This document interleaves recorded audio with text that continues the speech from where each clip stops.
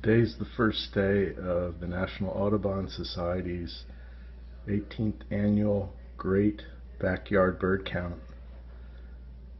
You can see that the birds here, mostly robins, are ignoring the bird feeder. They're happy to be finding food out in the part of the yard that finally melted from snow. That probably won't last too long because we're going to get snow on Saturday, and they'll be back to the bird feeder. But seeing the robins is a reminder that spring is on its way.